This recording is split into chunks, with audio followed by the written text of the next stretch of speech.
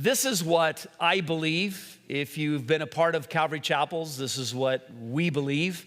And but with that, obviously, there's a lot of different ideas and interpretations and theories about the end times. What is the most important thing about the whole end time scenario that every Christian must believe in? And that would be what?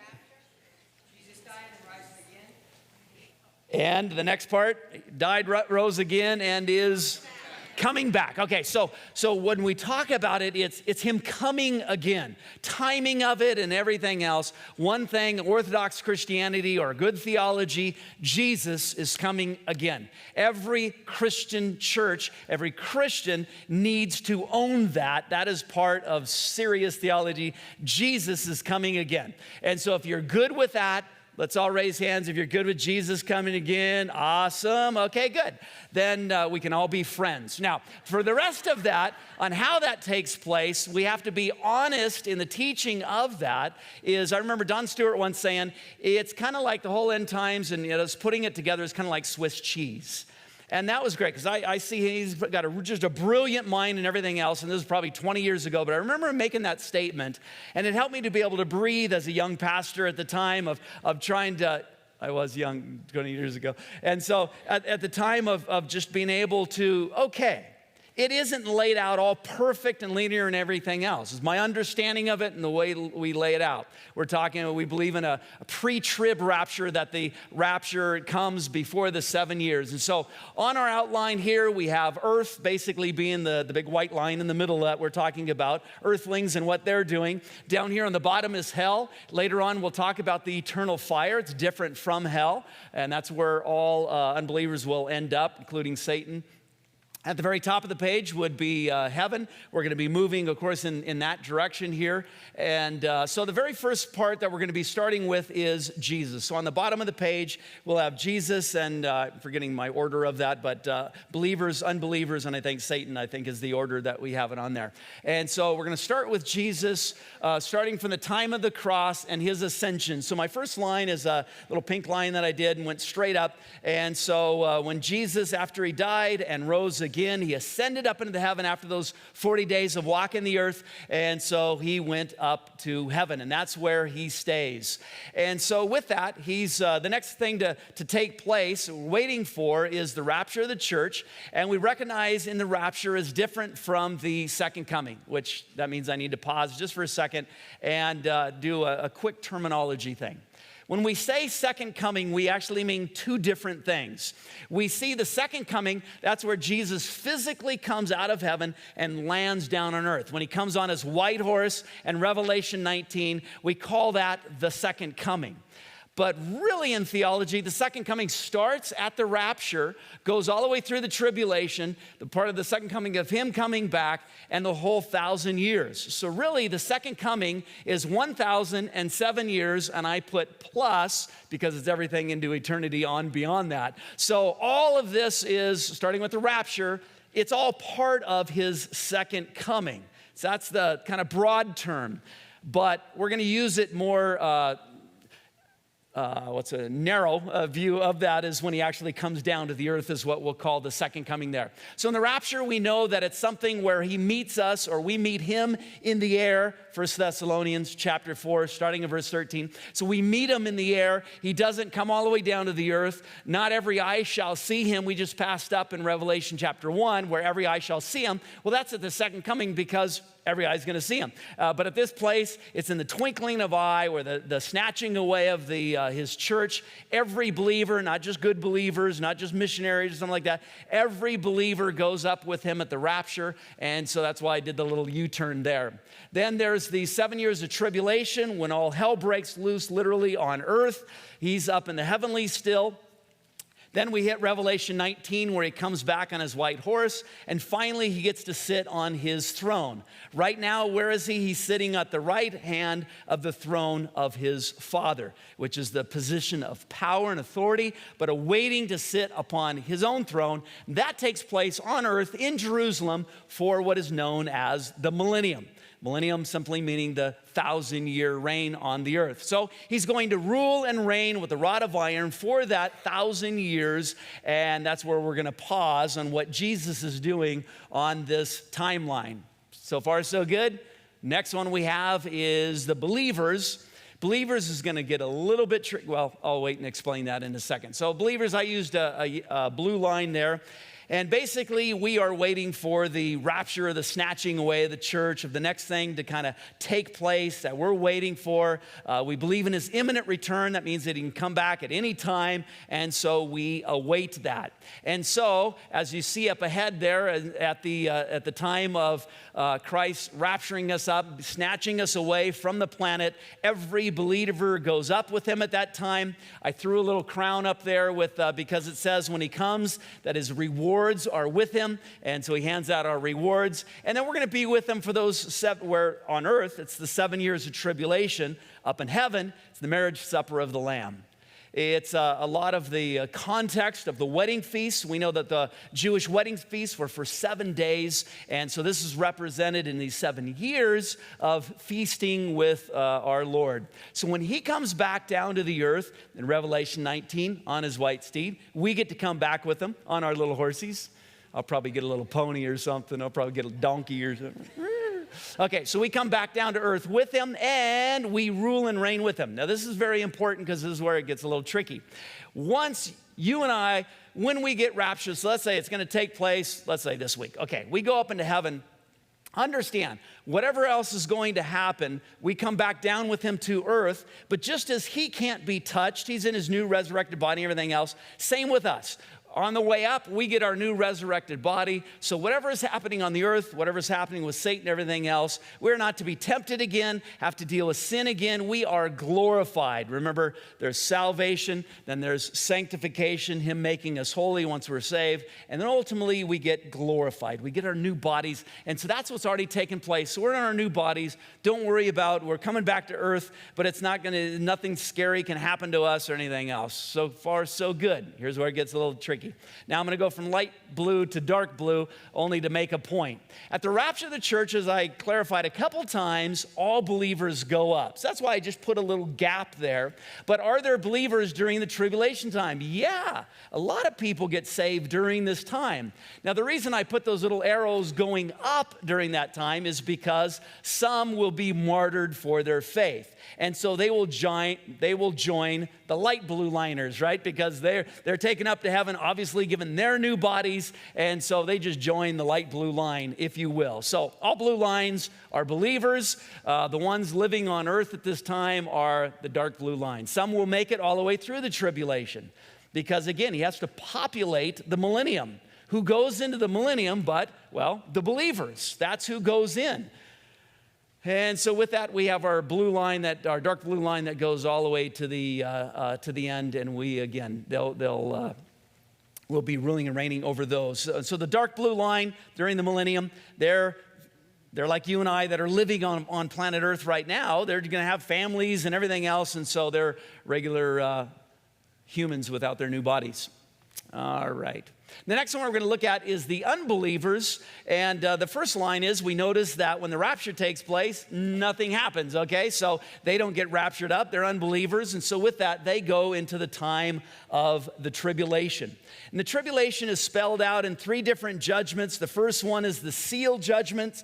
And the next one is the trumpet or the shofar judgment. And the next one is what's called the bowl judgment. I like calling it the saucer judgment because that's the Greek word that's there. It's actually a saucer. And so with those 3, the seal is picture a scroll that's rolled up. Those little buttons on there are actually pieces of clay, and so you would pop one open. It wouldn't look exactly like that because you would pop one open and be able to read that first judgment that was coming upon earth. Then you would pop the next piece of clay open, and so they would actually be layered a little bit different, but the best picture I had. Okay, so the second one, it looks kind of funny, but it's a trumpet judgment. But you and I, we would picture, a little trumpet. But this is actually a shofar bought in Israel, and so this is what it is. It's a ram's horn. See if I can still do it. I'll try not to get you, Rob. There you go. Okay, so there's our trumpet. Nobody come back. Okay, so then we have the trumpet judgments. And so in chapter 6, we have the seal judgments. In chapters 8 and 9, we have these trumpet judgments, just different judgments coming upon the earth. And then we have the bowl judgments, where you have these 7 angels, and they're pouring out this the coals in this bowl upon the earth. And so it's just steady judgments coming through. And they just, they're like birth pangs, as Paul calls them, as Jesus calls them.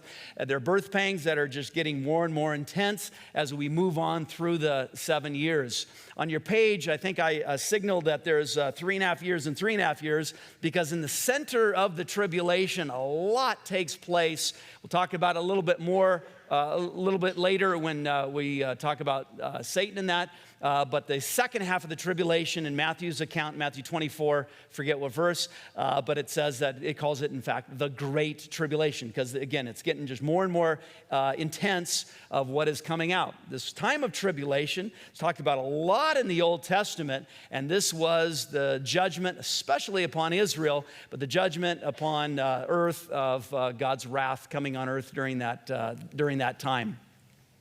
What takes place at this time where Jesus comes back, we come back with him, he sits upon his throne, there's a judgment that takes place on who gets to enter into the millennium. You know it very well. It's in Matthew chapter 25. It starts in verse 31, and it talks about specifically, matter of fact, I will read just a couple verses there.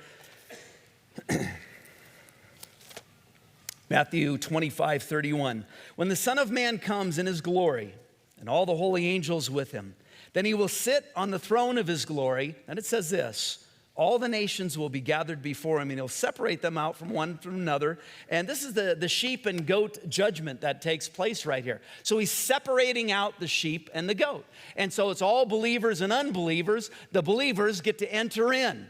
Remember, he talks about right after that of if somebody brought somebody a cold cup of water and took care of those and visited them in prison. If you've done this unto me. And so there's this separation. So there's this, basically what it takes place is at the judgment there, the judgment of the nations. That's all the Gentile nations.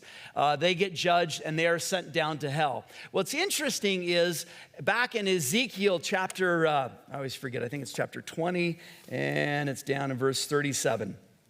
Same analogy. There's the same judgment, but now it's for Israel, and he uses the same terminology.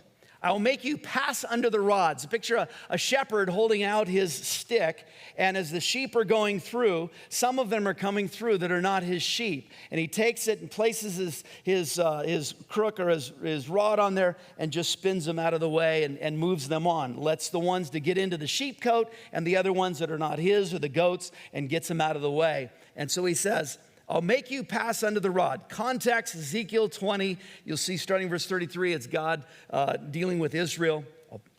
I'll make you pass under the rod. I'll bring you into the bond of the covenant. I'll purge the rebels from among you and those who transgress against me. I'll bring them out of the country where they dwell, but they shall not enter the land of Israel.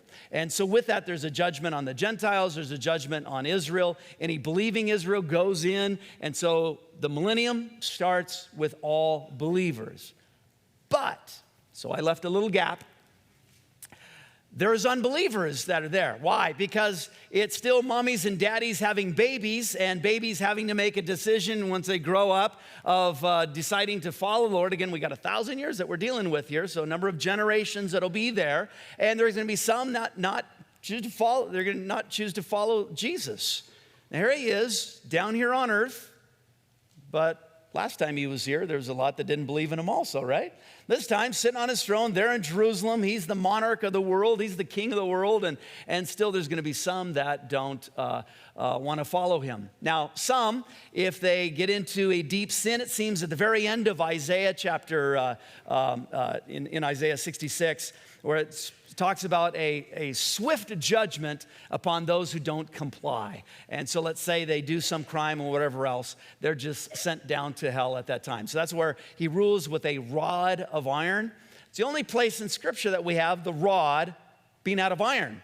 All the way through the Psalms and the Proverbs and throughout Scripture, a rod was always a little stick break off a little tiny switch from the tree to spank your kids with. Okay, so that's the imagery there, but in this time, it's a rod of iron, just simply meaning a very strict judgment that takes place at this time. All right, we're already up to our fourth one. So here's my question on that I like to ask is, where is Satan now? Not at 7:36 p.m. on Wednesday night, but where is he? And the answer is that he is basically either on earth or up in heaven, and he's going back and forth. We know that from Job chapter 1. God asked him the question, where you been? He says, been going to and fro. A lot of people think that Satan's down in hell, either shoveling coal or running things down there. I don't believe, I'll say it this way, the scripture never says that he's ever even visited down there. Why would he want to go down there? That's going to be his eternity in the eternal lake of fire. And so all we know is he's down here messing with us, him and all of his minions with him, right? An old demonic realm messing with us and our lives. And then why does he get to go up to heaven? Well, he gets to go to accuse the brethren and then sent back down to the earth. And that seems to be the flow of where it is. But do you notice where it stops? It stops in the center of the tribulation. And what happens in Revelation 12, especially in verse 12, there's this angel that says, rejoice, you inhabitants of heaven, because he gets kicked out. But woe unto you, inhabitants of the earth, for as Satan gets kicked out there, he never gets to go back there again and accuse the brethren, because that's what we know, one of the things that he does, not only one of his names, but accusing you and I before the throne. He says, woe unto the earth, for he knows he only has a short time left. That's why they call it the Great Tribulation. That's why things are going to get ramped up at this point. Remember, at the beginning of the 7 years, it's the Antichrist. He makes a covenant with those over in Israel about building the temple, and everything's good until the middle of the tribulation. And what happens here is this man, Antichrist, regular man, gets inhabited by Satan. When he comes out, he possesses this man, Antichrist. So he's a man living on earth. That's Antichrist, right? He's the one all of a sudden gets not demon possessed, but Satan possessed. I like asking, only one other person was Satan possessed. Who was that? Judas Iscariot in John chapter 13. And so when he left the meal, Satan entered him, it specifically says. So that's what happens with Antichrist, and he's got a lot of power, satanic power in this guy. And so with that, woe unto those on earth, and because he knows he only has a short time left. Well, at this point is where Satan himself gets sent down to, during the millennium, he's locked up. And so for those living on the earth at the time, they only have to deal with their flesh, the world system, which seems pretty good if Jesus is running things.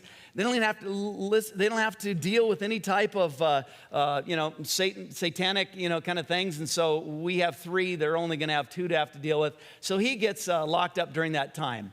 Now in this part here, I have another orange line coming down there to represent the Antichrist, the beast, in John chapter 13. The Antichrist and the false prophet. So the Antichrist, the one that became Satan possessed, he has a guy next to him, is kind of his religious sidekick, I call him. And so he's the one who makes the image of the beast, causes the world to bow down and worship him. And so it's both of them are the first ones to ever land in the eternal lake of fire. If I can quickly explain the difference between hell and eternal fire. Hell in Scripture is a temporary place.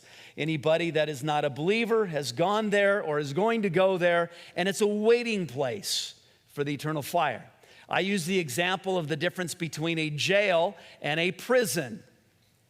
I just lost the name of a prison. What do they call them? It starts with a C.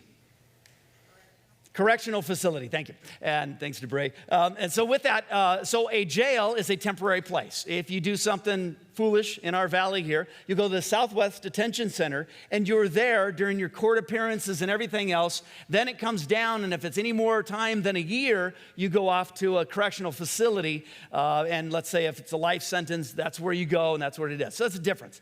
And so with that, that's where we say, even though it's temporary, hell is temporary, it's still really bad, okay? And so I'm not saying that it's not. It just has an end to it. In Revelation 20, it says, and hell gave up the dead. And so we'll talk about a throne and the judgment throne in a minute. And so eternal fire is how long? Eternal, right? Okay, so it's for eternity on forward. And so with that, hell's temporary, holding them. But again, there's wailing and gnashing of teeth, and it's a terrible place. All right, I think that's all I wanted to say there. At the very end of the millennium, Satan is released to go back to the earth and mess with people. And that's where he takes the green liners. And again, they don't have any relationship with Jesus. And so with that, he gets them on his side. And his whole goal is to come against Jesus. Jesus doesn't have to fight back because in Revelation 20, it says that God the Father sends a fireball down from heaven and nukes him. And so he's sent there, poof, flame again. And so Satan is dealt with forever and nobody has to deal with him anymore. Let me see what's next here. Okay, so then we have this judgment seat that takes place. Again, Revelation 20. And at this white throne judgment here, it's every unbeliever that has ever walked this planet. And so when it says hell gave up the dead, that's all the believers that are going there. I had 2 stacks of books come down because it specifically says that there's books and then a book that was open. The book that was open, it specifically says, it is the... Thank you. The Lamb's Book of Life. And they are not, Debray, just get on up here and you can do it with me. And so, thank you. And so with that, it's they looking through their names. Billy Bob. Nope, Billy Bob, you didn't make it. Okay. And so that's what that one is for. They're not going to be found in that book that they're looking at. But then there's this other stack of books per se. And it says it's all of their works. And so they're judged by their works and sent to the eternal fire.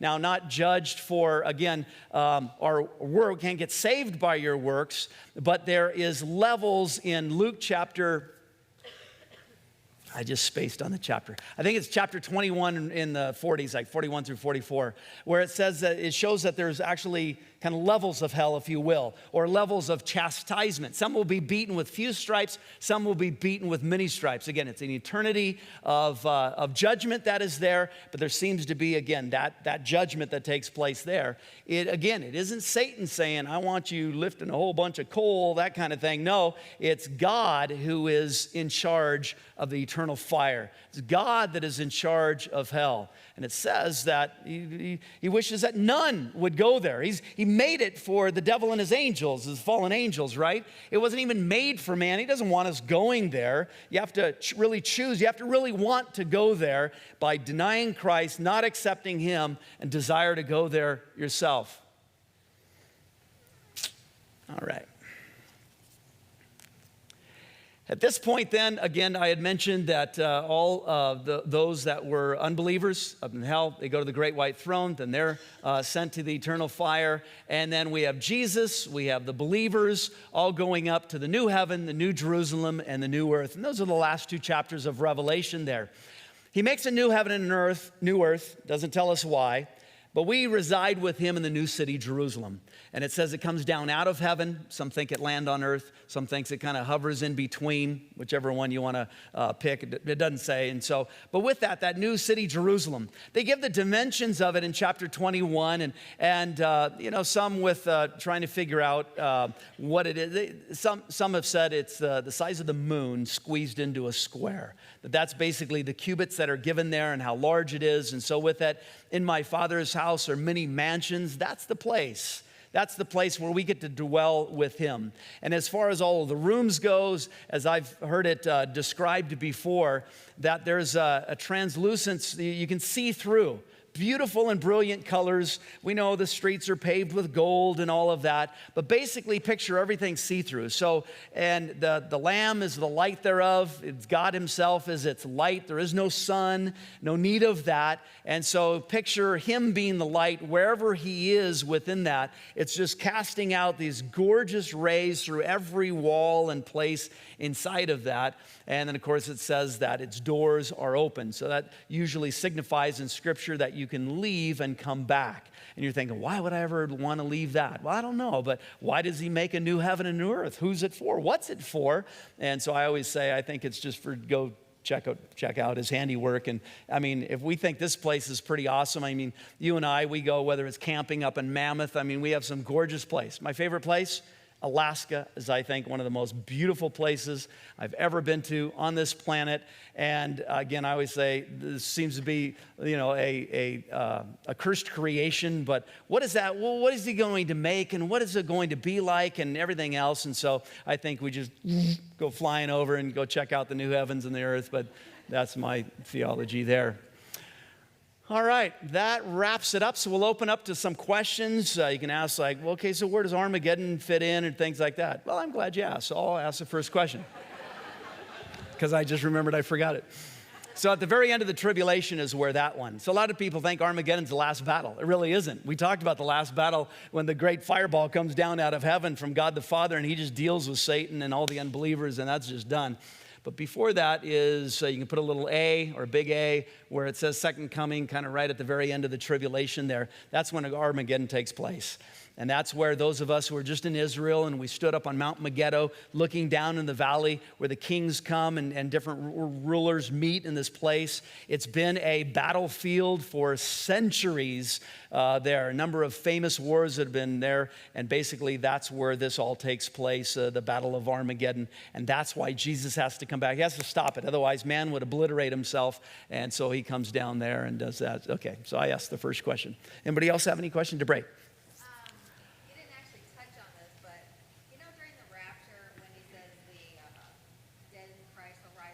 Yes. What's the deal about bringing our bodies up? Okay, good. Get a new body. Good. I don't know, but I'll do my best. Well, it really doesn't say, but in that, so when we're raised up, we're not going to precede those that have gone before us. So let's say Aunt Martha dies, and she's a believer of our family. And so Aunt Martha dies, and so what dies of Aunt Martha? It's just her body, soul, and spirit. And so her body lays in the grave. Her soul and spirit go to be with Jesus. But basically, we want to be further clothed is a phrasing in 2 Corinthians 5, in those first 10 verses there, that we long to be further clothed or waiting for her new body. And so with that, the dead in Christ shall rise first. And so it's their bodies being raised up, but then given a new body, because these terrestrial bodies, these earthly bodies, they can't live up in heaven. And so he gives us a celestial body. And so he pulls them up from earth, but just to give them a new body. So why does he do it that way? The only thing I can understand, and even our bodies getting taken up, they disappear, but then somewhere between here and the heavenlies, we get our new body instantaneously like that. And so why is that? I think it's the same thing with the resurrection being important, the bodily resurrection of Jesus. So again, because he wasn't a phantom, he was a real man, and important all the way back to Genesis, place my bones in the land, waiting for the resurrection. So much was talked about with the resurrection. So Joseph says, hey, we're down in Egypt. Hey, when I die, bring my bones back and plant them in the land, because they believe that basically only those that were planted in the land were going to come up. And so a lot of different analogies in that. And then you think, what about those who got burnt up in a house fire, who died out at sea and became fish bait, and and they're little pieces all over the place. But we know what we can do today with one strand of hair and DNA and everything else. And so with that, God's not going to have a problem finding parts, DNA, whatever else. Again, whether you lay in a grave for 60 years, you completely, it doesn't take that long, but to completely decompose, and he pulls up particles from that, or whether you're placed in, and whether it's 60 years or 60 seconds, and he's going to take ashes. That's his problem. He'll figure it out on how that all takes place. So I don't think I answered it for you, but I'm good at talking sometimes. Susan. Back to, on the light blue line, those are the people that are either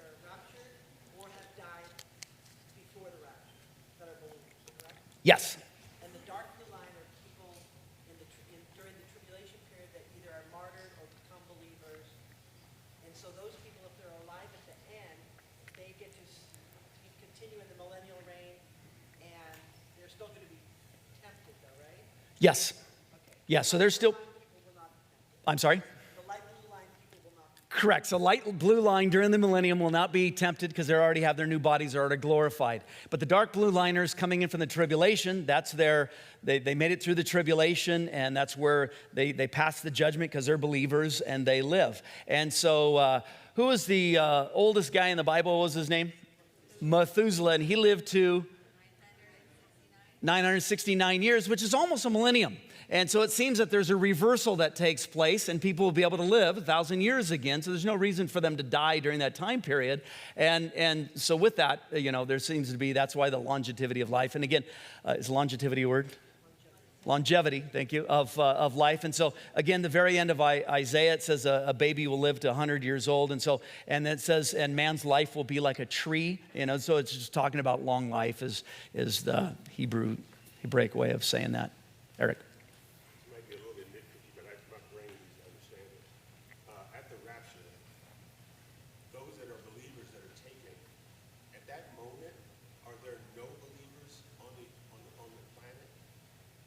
Okay, so good question. I'll try to repeat it, so in case those didn't hear it. And so once the believers go up, at that moment, are there no believers? I would say absolutely 100%. Now, there could be hundreds of thousands of them within a few seconds going, oh, dang, I remember my Christian friend telling me about such and such, So there could be a response like that immediately after that. I just put a gap to show that there's a gap. Because there's a thought, even within a few of the Calvaries, I remember hearing a couple of the guys is like, no, but basically saying that the good Christians go up. And it's very faulty from a lot of different directions, and I just don't like that. So that's why I just make that distinction. Go ahead. Yeah. Satan being done away with mid-tribulation. You probably covered it. Not done away with, but kicked out of heaven. Okay. Yeah. Well, what's the purpose of that taking place? I'm sure you covered it already, but I don't remember what is the purpose of it taking place? Yeah.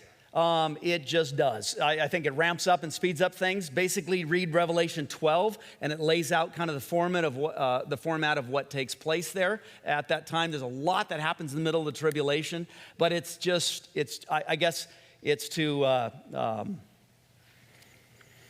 push time forward and help it all take place. And so this is what is going to take place. And so he's done. He's done with his accusing. He is sent out, never to come back again. So first of all, judgment on him, not allowed to come back again. And so he's ticked off, and he's going to go pour it out on somebody, And so that's where he's taking it out on the planet at that time. Yeah. Rick? Yeah, with the mention of the 1,290 days in Daniel, after the abomination of desolation. Okay. Okay, so that's a 3.5-year period. Yes. So is that to say that the tribulation is a 7-year, 12-month, as we measure time now, calendar years, 7 calendar years? Exactly, yes. So the timing on earth always stays the same that way. And so with that, it's very calculated. And that's what's interesting about not just 7 years. It's not just, sometimes it's talked about in years, sometimes it's talked about a month, but it gets all the way down to the days. The days are important because there's, at the end of Daniel, a few different sets of days. And so it'll say 1260, it'll say 1290. And the reason the difference, right at the end of the tribulation, at that very beginning, there's something that takes place there where he refurbishes the earth. Matter of fact, the term that's used there, the word born again, is only, I think, 3 times in the New Testament. Twice for us and once for that planet to be made alive or made afresh or made anew. And so that's why I always say the millennium, it kind of goes back to that Garden of Eden environment, and it just becomes beautiful. The way Isaiah explains it is every man will have his own house, have his own vineyard, have his own, and what it speaks of in their vernacular is plenty and blessings during that time of the millennium. This millennium is, again, our Father who art in heaven, hallowed be thy name, thy kingdom come, the kingdom came. And the king is sitting on his throne for his time of the kingdom. And so that's where all that imagery starts connecting and coming together. That's what we're praying for, thy kingdom come. May the millennium start is what we're saying there. Did I answer your question, or did I go all the way around it? Thank you. All right. Anybody in the back there? All the way. Way in the back. Be real loud. I was wondering, I've been in the war and had to take lives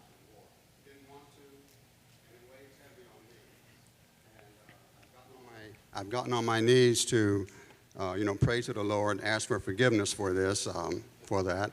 It was either my life or theirs. And I was wondering, when the Lord comes, will he forgive me? Great question. First of all, thank you for serving. And there's so many of our... So many of our military men and women, struggle with the same thing, and they have to wear that the rest of their lives oftentimes.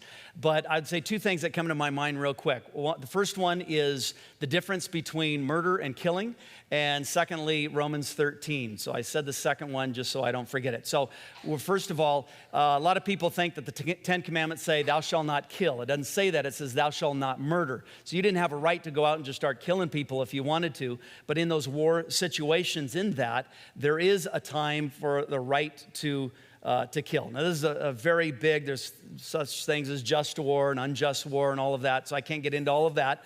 But I would say this, that basically in Romans chapter 13, that as it's explained in the very first part of that chapter there, that it says that God actually gives those rulers of the different countries an authority to even take lives. Now, obviously, it's not going to be the king himself or the president or whatever that's doing that. It would obviously be his men that would be fighting for him and all of that. But he's given that ability to others, or he hands that abilities to others to be able to take lives. Now, there's nothing easy about that. And with images in your mind and everything else that unfortunately a lot of our soldiers, battle with and all of that. As a believer, when we come to Christ and we say, God, forgive me for anything and everything that I have done, it's even in that. Does that make sense? Forgiven even for that. Yeah. And now, yes. Thank you. All right. Pastor Larry's running. He's got a mic, and that's going to help everybody, so I don't have to try to retain it. Great. We got a question about, in the Millennium, it speaks of us being priests that rule with Christ. Do you know specifically in Scripture what it says or what your theology might be about what our duties are? It says maybe judging angels and others. Can you elaborate on that a little bit, what the hierarchy might be if known? Okay. Well, the first one we went across in Revelation chapter 1, where it's actually a bad translation in a lot of the English Bibles, where it says that we will be kings and priests. And it's actually, in the Greek, it's a kingdom of priests. And so we're not kings, we're priests. And so basically, I think, again, the imagery that's there is we're going to serve him. And so we're going to serve. The details on that of what we're going to serve, how we're going to serve, what that's going to look like. I look back into the Old Testament. We had guys that played instruments, ones that took care of the temple site itself. Some did the sacrificing. Some made sure the candelabra was lit. Some baked the bread for the showbread. I mean, there's so many different things. And so serving him is one. Now, the second part of that was what? The judging angels? I'm not sure what you mean by that.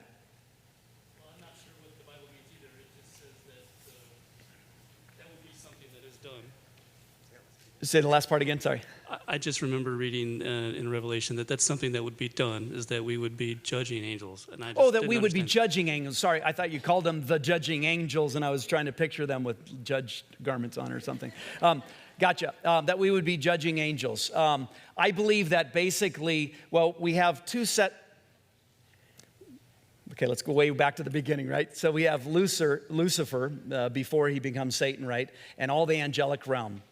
And so with that, when he falls and takes a third of the angels with him, now they're fallen angels. But all the other angels, there's never any other time that's even hinted to of any other angel ever falling ever again. So that seemed to be the line of demarcation. A third of these angels fall. We know them as demons, though it doesn't call them that or doesn't tie that in, but that's basically what they are. Fallen angels are the demons in that.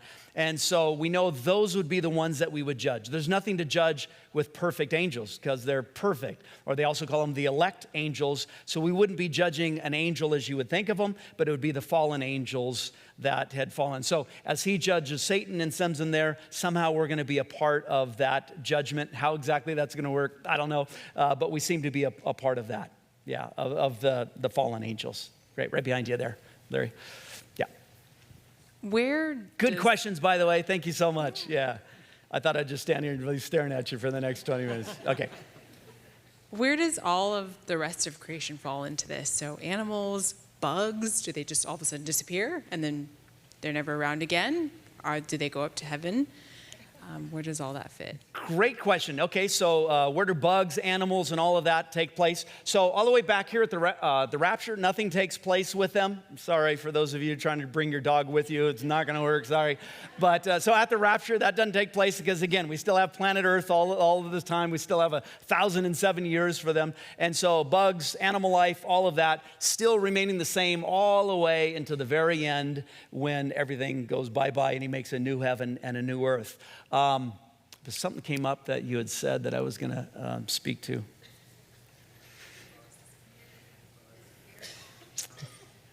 You're not on there. Was it the part about, like, do they just disappear or Yeah, so in the very end, so basically they're here the whole entire time. Matter of fact, Isaiah is the one who talks to us about the wolf laying down with the lion. A lot of times you'll see it in Christian card stores and stuff like that. The lion lays with the lamb. That isn't found anywhere in Scripture, but means the same thing. And so the wolf and the lamb, and so basically animals get along. It talks about children playing with the poisonous snakes because they're no longer poisonous to them. And so there's definitely animals during that time of the millennium and then there. So they're there all the way until the end until he wraps everything up. Yeah.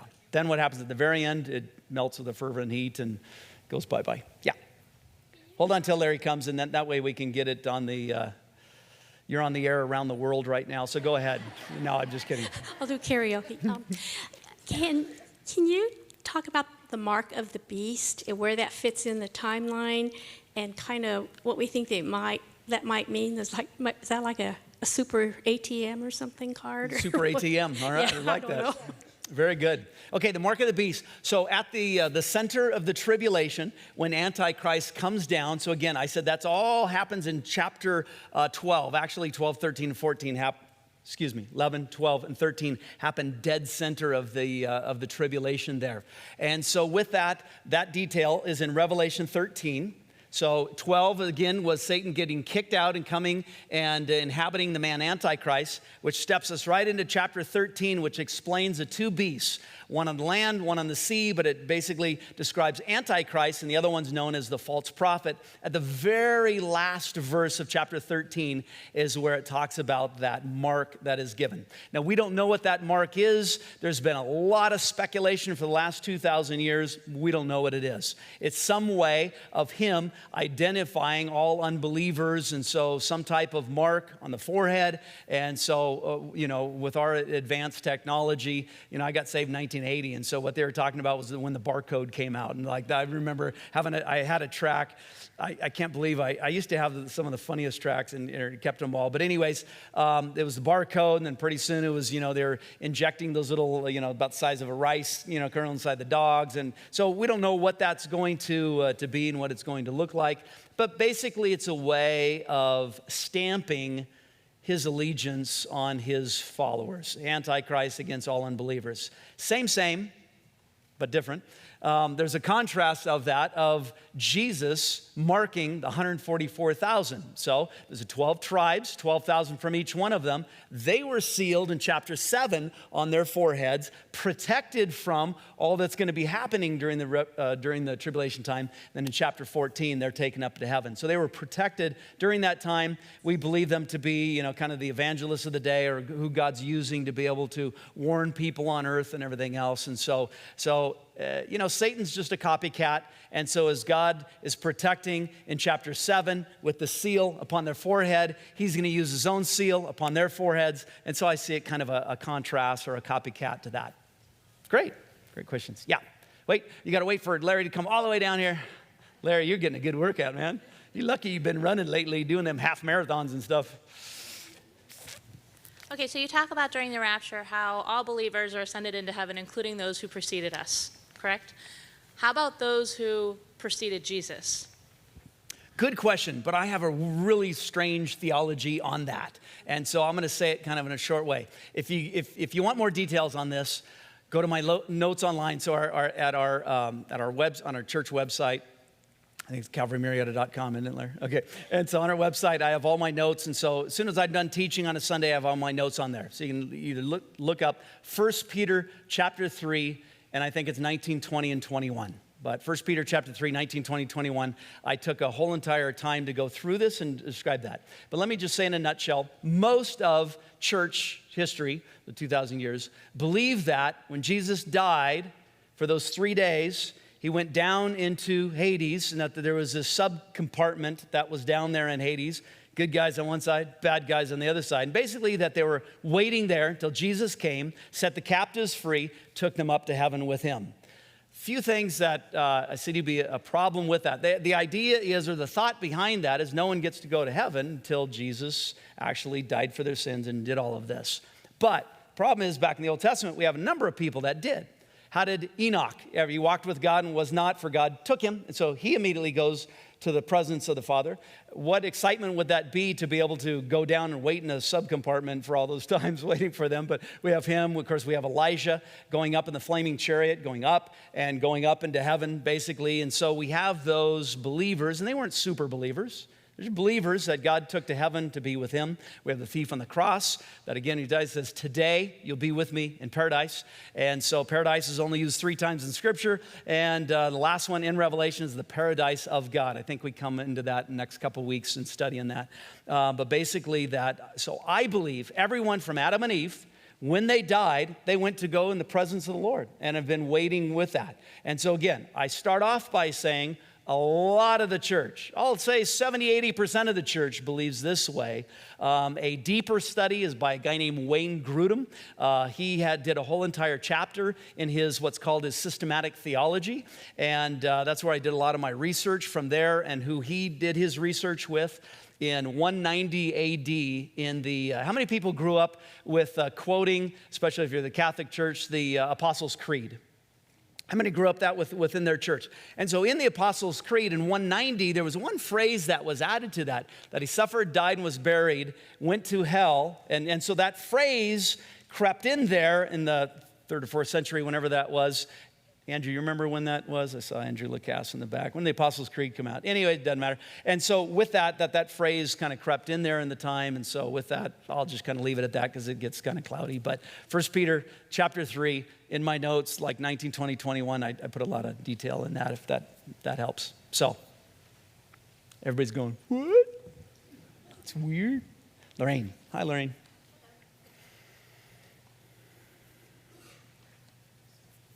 And I just got the letter from your son, so thank you, and I'll get back to you on that. Thanks very much. Yeah. Okay, the first time I read about, with our God being such a great God, why is it, or what do you think the purpose is, that after he sends Satan into the fire, he brings him back out again to reign for that short period? Okay, good question.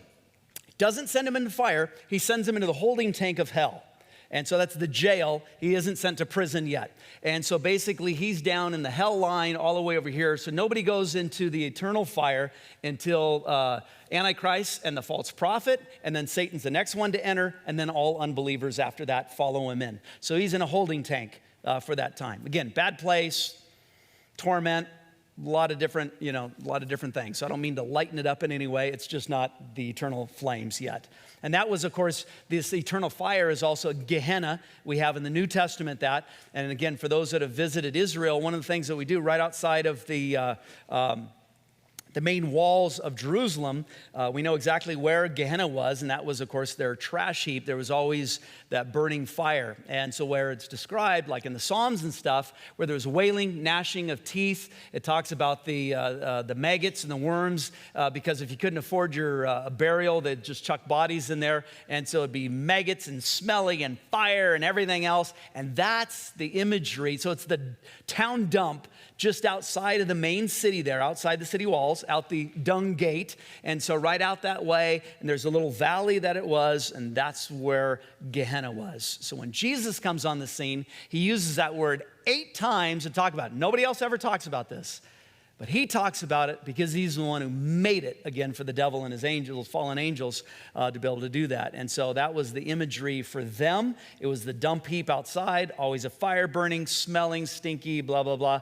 And so he uses that imagery in the end times. That's the Gehenna. That's the eternal fire. So there's one temporary that they understood, and there's one eternal. And that was imagery that he uses for them so they understand that. Make sense? Beautiful. Way in the back. You're just making Larry run. That's what you're doing back there. That's awesome. Are we all good? Everybody still awake? I'm feeling hot. Is it just me up here? Are you guys okay? Is it warm? They're warm, Larry. See, now Larry's running from microphones. Now he's doing that. Thanks, Larry. Okay. And what was your name? If anybody's warm, it's Larry. Wendy. Wendy. Thank you, Wendy. I just had a fast question about the signs in the heavens. And I'm just trying to think of how to word this. I'm wondering what your take is on all of these end days, end times scenarios. I've heard a lot of talk in the news and other pastors on the radio, etc., TV, about Revelation 12. I saw a great sign in heaven, a woman. I forget exactly what it says. And then, the blood moons and all of that stuff. Yeah. Is there any validity? Credence, yeah. Or validity. That's a great word. Okay. Yeah. Let's go with that.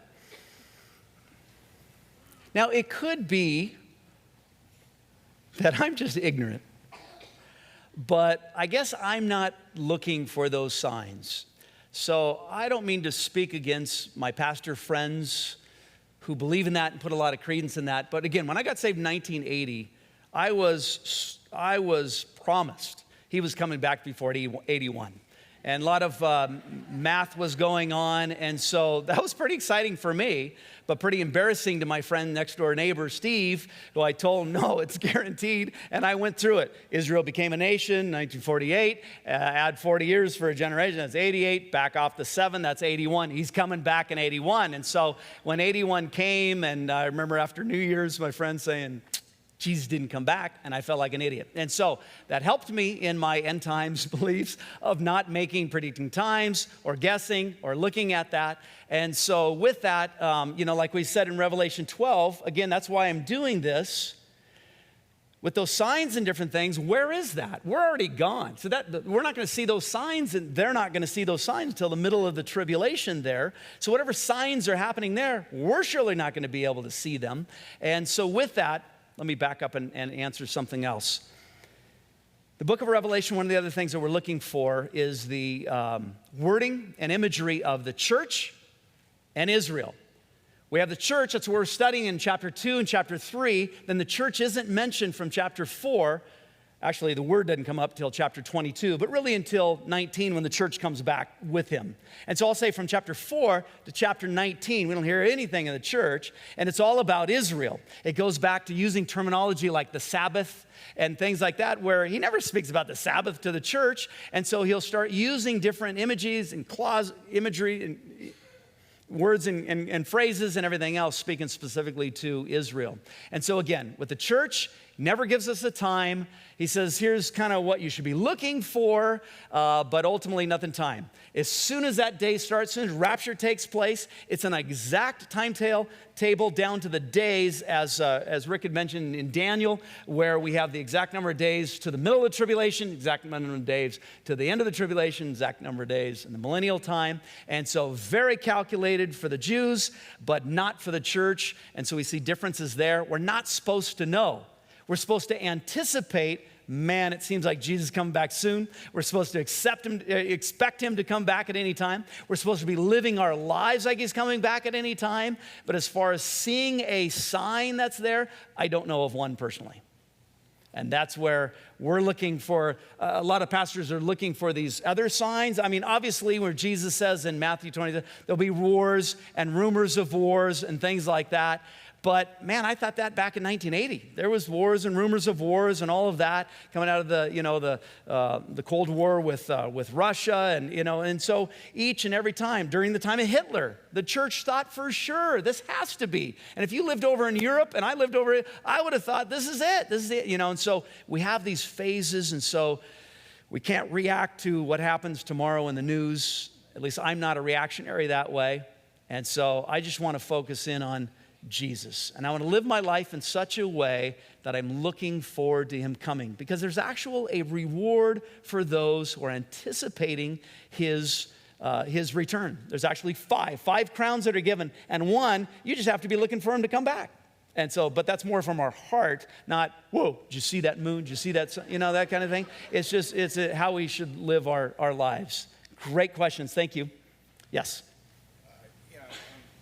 It's also true, like, when the rapture comes, after people who... You thought you were going to get away, Paul, from speaking in the mic, didn't you? All right, when the rapture comes. I worked a 12-hour shift. I'm tired. But the ones who've heard the word of God and rejected it, they cannot be saved after the rapture, because there'll be a haze over them. Is that true? Do you believe that? I'm sorry. Oh, so yeah. So rapture takes place. Christians go up, and they Right. hadn't received as they step into the tribulation time. Right. Can they? So they've been in church. They heard about God. They rejected it. But the rapture comes. Oh man, well, it is true. Is God going to put like a hate, some blinders on them after that, and there's no way they're going to be believers in the tribulation? There absolutely can become believers in the tribulation. How hard it's going to be, I don't know. Again, we see a lot of people being saved during the tribulation time. How that works out specifically, the individuals of what they knew and everything else. But opportunity, yes. Holy Spirit still down here on earth, working in people's lives. In people's lives, absolutely. So with that, do people still have a time to be able to come? Absolutely, yes. Yeah. We'll grab Jerry, and then we'll grab Dave. We'll do a couple more, and then I'll try to release this here. Can you please talk about the marriage supper of the Lamb, and when is it going to happen? Marriage supper of the Lamb. So for the 7 years that tribulation, trials, tribulations, wrath is down on the earth, is the 7 years where it's Revelation 19. Again, when let me back up.